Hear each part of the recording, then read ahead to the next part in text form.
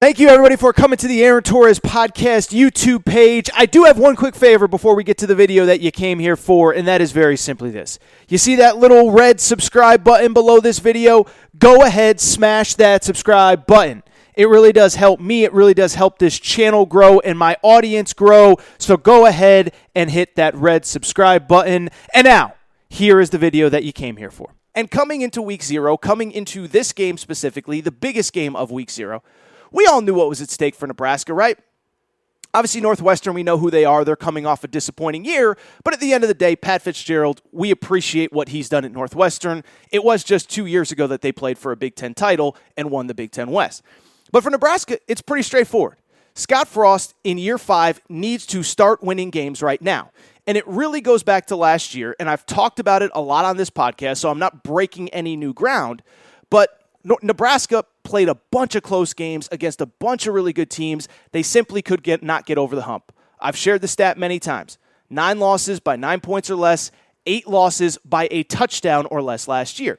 And so in a lot of ways, I give a lot of credit to Nebraska's administration for basically saying, we could tear this thing down and completely start over again, but we are so close. And let's give this guy one more shot. Let's give him every resource. Let's allow him to shake up his coaching staff. The NIL money is good in Nebraska, and let's see if he can turn it around. So that was the background going into Saturday. Nebraska has to pull out a win, and they have to start winning these close games that have been losses that have plagued Scott Frost since he got there. Instead, what happens? It was exactly what every other Nebraska game under Scott Frost would look like. Take a lead early, in control, questionable decision, turnovers late. They lose a close game, 31-28. So let's get into the game itself, because I do think when you look at this game, there was one specific moment that I think everybody points to, even in the moment. People watching the game pointed to this moment and said, that was where the game turned. Nebraska was in control. Then they weren't. That moment came in the middle of the third quarter, really actually early third quarter. Nebraska was up 28-17. They had just scored on a long touchdown run, 14 unanswered points to open the second half, and Nebraska elects to kick an onside kick. At the time, it was about momentum. Scott Frost said after the game, it was my call, it was my decision, I was the reason that we did it. They kick it to Northwestern, onside kick. Northwestern recovers it with no problem. And even in that moment, Brock Heward, the announcer for Fox, I thought he did a good job of just saying, I don't know if I would have done that. You only do an onside kick if you see a certain look. They kicked it right to one of their best hands team players on Northwestern, and you could feel at the time, this has a chance to be a big momentum-turning situation, and that's exactly what happened. Nebraska was up 28-17. Northwestern scores 2 minutes later to make it 28-24. And from there, Northwestern scores in the fourth quarter. Nebraska never scores again. Nebraska turns the ball over twice in the fourth quarter, and Northwestern wins 31-28. After the game, it was interesting to kind of see the reaction, not just from fans, but from media in Dublin who were actually asking Scott Frost questions. One, I give Scott Frost credit. He owned it. He said, this was on me. This was my decision. I believed in that moment that if we recovered the onside kick, we would have all the momentum and we would be able to put away Northwestern and be able to win that game going away. And what I want to do, what I want to do now, I don't want to defend Scott Frost for the play, but I do think the narrative on it has been a little bit twisted, and I think that onside kick specifically, I do think it's the old Torres saying. We're bringing out all the old sayings here on the first college football episode of the Aaron Torres Sports Podcast, but I do think two things are true about the onside kick. I don't think it was the right play. I do think it was dumb. I can also see why Scott Frost made the decision that he did at the time. And so remember, Nebraska's up 28-17 when he elects to make that onside kick. It's early in the third quarter. They have scored 14 straight points to open the second half. And so when Scott Frost made that decision, where I will very quickly defend him, and then we'll get to why it was kind of dumb too, is I do understand the headspace that he was in when he made that decision. First of all, as I just said, they had 28 points on the board, 14 points in the fourth quarter. After that onside kick, they did not score a single point. So I don't think there was ever a scenario in Scott Frost's head where he said, if they recover this onside kick, we're not going to be able to score again to keep kind of putting pressure on them defensively. And to me, that is the second part of this as well. One, when Scott Frost made that decision, I don't think he ever thought, we're not going to score a single point after this game when they had 28 points early in the third quarter. But number two, even then, you could see that the Nebraska defense was on its heels, something that I would be concerned about going forward, something that we're going to talk about here in a minute, that Nebraska's defense was on their heels and that Northwestern was running the ball right at them. And so I think in Scott Frost's head, two things he was thinking. One, if we recover this and we go up 30, that would be 35-17 because they were up 28-17. If we go up 35-17, then they're going to have to pass the ball. They haven't had much success passing the ball. They've done a great job running the ball. But then, two, even if they do get the ball back and they score, we can go score for score with them. We're moving the ball all game. So I don't think it was the right decision. I don't think it was as terrible as what everybody says. But what I also can't deny about the situation with Nebraska, with Scott Frost, is that it did, in fact, change momentum in the game. And I think the one thing that sticks out to me, Nebraska, because of all those close losses, it is a very, very, very fragile program. It's a program, not just the fans, but I think the players in the locker room, the coaches on the sidelines, I think they kind of expect something bad to happen and are just waiting for it to happen. And so when Scott Frost makes that decision, all of the confidence in that program immediately disappeared, which is exactly what happened. You could see it at that point. The play calling changed, and they have a new offensive coordinator, Mark Whipple. But all of a sudden, they're throwing the ball all over the yard as if they're down 2 touchdowns instead of still up. Casey Thompson, the quarterback, feels a bunch of is playing as though he has pressure, and they were never the same after that. And so that is why I do blame Scott Frost. I don't think it was a terrible call. I do think, by the way, if they recover it and score, it's, new Scott Frost, new era, gutsy, blah, blah, blah, blah. But I also do think the downside of not recovering it is that a program that has been so fragile for so long, you took all the momentum away from them, and I think all of a sudden they're looking around that sideline waiting for something bad to happen, and when you're waiting for something bad to happen, it generally does, they lose the game.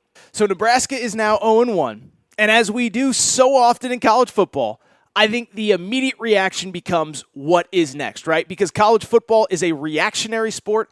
It's why we love it. And I think this is kind of the gift and the curse of playing in week 0, right? You play in week 0, you get the world, everybody's watching you. And if you get the big win, everybody loves you. Today, everybody loves Northwestern. Today, everybody loves Illinois, which destroyed Wyoming. Today, everybody loves Florida State, which destroyed Duquesne. The problem is if you lose it, it is very bad. And if you lose it and you're Scott Frost in a make-or-break season when you have to win close games, playing the only Big Ten team and the only Power 5 team that you beat last year, now all of a sudden the pressure's ratcheted up, and you have people like Aaron Torres on the Aaron Torres Sports Podcast talking about you on a Monday episode. Now, with Nebraska going forward, what I would say about Nebraska is I do think there's two very divergent things that could happen going forward. What I would say for Nebraska's sake, the schedule is very manageable going forward. Now, because they played in week 0, they actually have 2 byes this year, and I think it's very interesting. So they play North Dakota at home next week. They play Georgia Southern at home. They play Oklahoma at home on September 17th, and then they actually have a bye into October 1. Why is that important? It is because Scott Frost's buyout as the head coach drops and is cut in half going into October 1st. So keep that in mind, because if you're 2-2 coming out of that Oklahoma game and you get embarrassed by Oklahoma, I do think there is a possibility that Scott Frost might not survive to coach Indiana in the next Big Ten game on the schedule. Realistically, though, what I would say is that I do think Scott Frost, just because of the logistics of it, right? 1, you're playing an Oklahoma team that's probably going to be in the top 10 when you play them.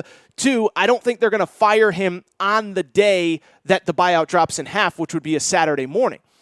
But I will say a couple things. I think if you lose to Indiana on October 1 and you fall to 2-3, I think you could be gone. I think certainly if you lose to Rutgers the following week and you, whatever it is, 2-4, 3-3, you could be gone. And that is where it's interesting with Scott Frost, is that he has a bye going into that October 1st game, but then there's a second bye later in October after a game at Purdue on the road.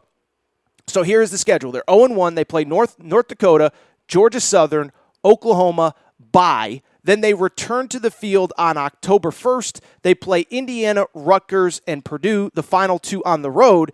And so that is where it becomes very interesting for Scott Frost, right? I don't think anybody thinks that they are going to beat Oklahoma.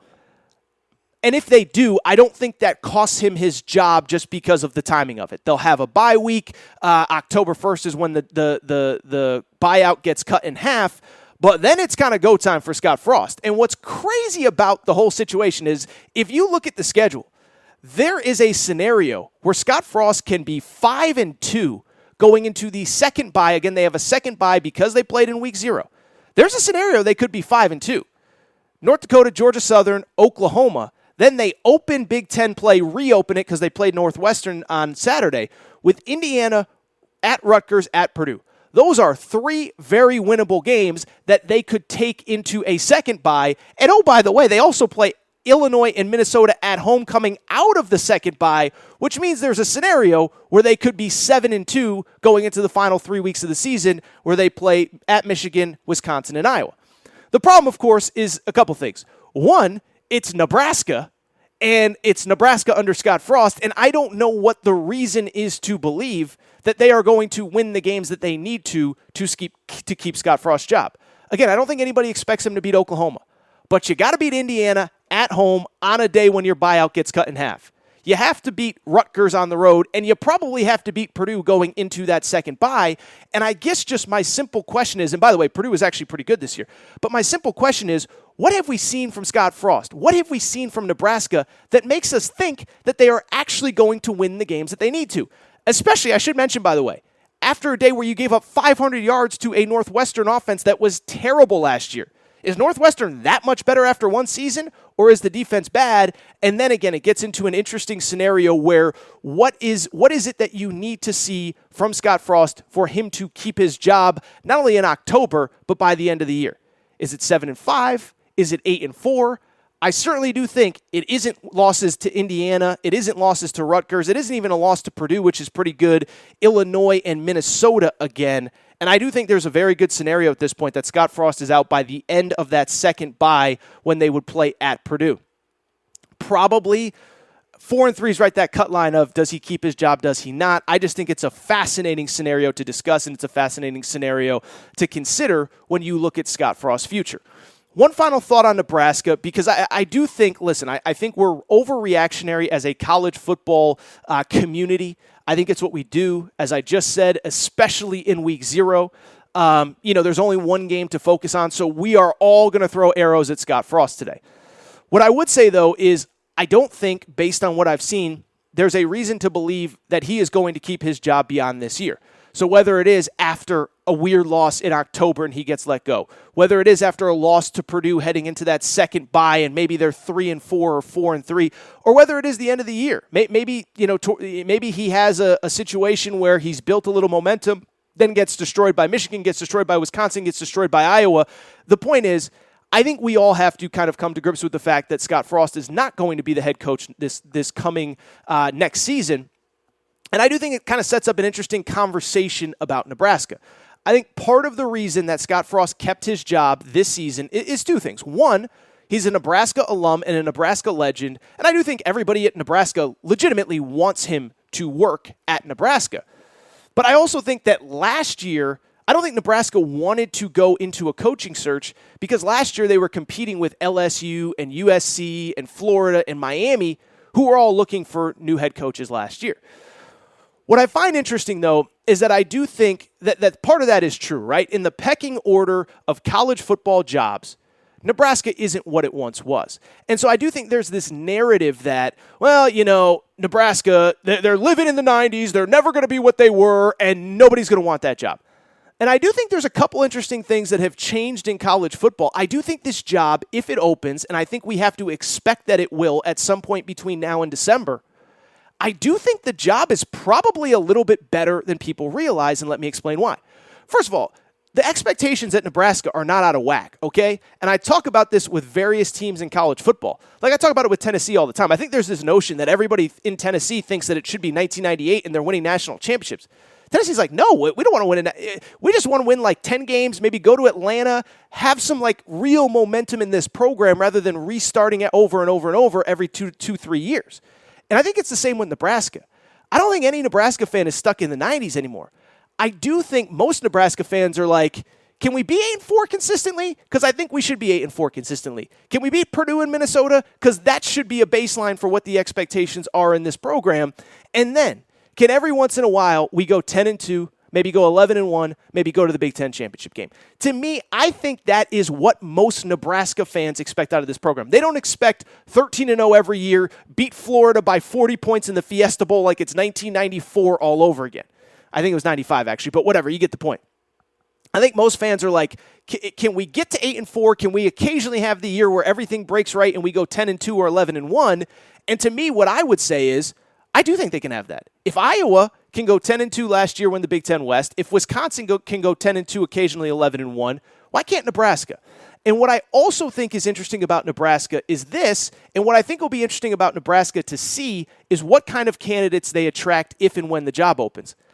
I think this job is better than people give it credit for, and I think it's better now than it even was a year or two ago because of some of the changing things in college football. Again, I think there's this narrative that if the Nebraska job opens, nobody's going to want it because it's impossible to recruit. They don't have any players like they do in Georgia and Florida and California and Texas. I do think that's true, but I do think there are some changing things in college football that make it more desirable. They talked about it on the broadcast on Saturday. One, Nebraska, that fan base is going to take care of players in the NIL world. We all saw the DeColdis Crawford video. For people who don't know, there's a player named DeColdis Crawford on their team. He had a NIL deal with a heating and cooling company that went crazy viral. And so what it says to me is this is maybe the most, I think Nebraska is up there as one of the most passionate fan bases in college football. They've sold out every home game since the 1960s. And when I look at Nebraska, in the NIL world, I think they are going to have more success than they did 10 years ago. And I think in the transfer portal world, they are going to have more success than they did 10, 12 years ago. Look at their roster. One of the reasons why I said they can have immediate success, they have transfers that were really, really, really good in high school that maybe they couldn't get out of high school, but they got this year. 4-star wide receiver Trey Palmer looked awesome on Saturday. Came from LSU. Starting quarterback Casey Thompson came from Texas. Wide receiver Marcus Washington came from Texas. They have a safety from Alabama or a corner from Alabama that they brought in through the transfer portal. And so one, they can get players through the portal that they were never able to get before or that they haven't been able to get for a while. And two, the NIL setup is pretty good at Nebraska. And so when I look at the future of Nebraska, I think this job is going to be more desirable than people think for that reason. And the other reason being, whether it's 2025, whether it's whatever, we're getting an expanded college football playoff soon. And so I think there's this notion of, like, Nebraska fans want it to be 1994 and anything worse than 13-0 is unacceptable. That ain't the truth. The truth for Nebraska is if they can get to 10-2, they'd be happy. If they get to 11-1, over the moon. And I do think the question that I ask myself is if we expand the playoff, when we expand the playoff, and we go to 12 teams or 16 teams, can Nebraska be the third best? I'm not asking them to be Ohio State, but can they be the third best team in the Big Ten and make a college football playoff at 12 or 16 teams? I think that they can, and I think it's because of NIL and the portal, and I do think that's going to make this job more interesting when it opens up. Don't know when that's going to happen, but I do think the reality is, at this point we have to accept, Scott Frost, if you're going to win some of these close games, it's got to start like right now, okay? But if it doesn't happen, I do think this job will be more desirable than people think because I do think with the NIL and with the portal, it's a situation where you can come in and in 2 or 3 years, why can't you be the third best team in the Big Ten? They might have been the third best team in the Big Ten last year. They just couldn't get over the hump in any of those close games. It's something to think about with Nebraska. Disappointing loss. I know Nebraska fans are frustrated. I kind of think if Scott Frost moves on, they're going to do well in the coaching search.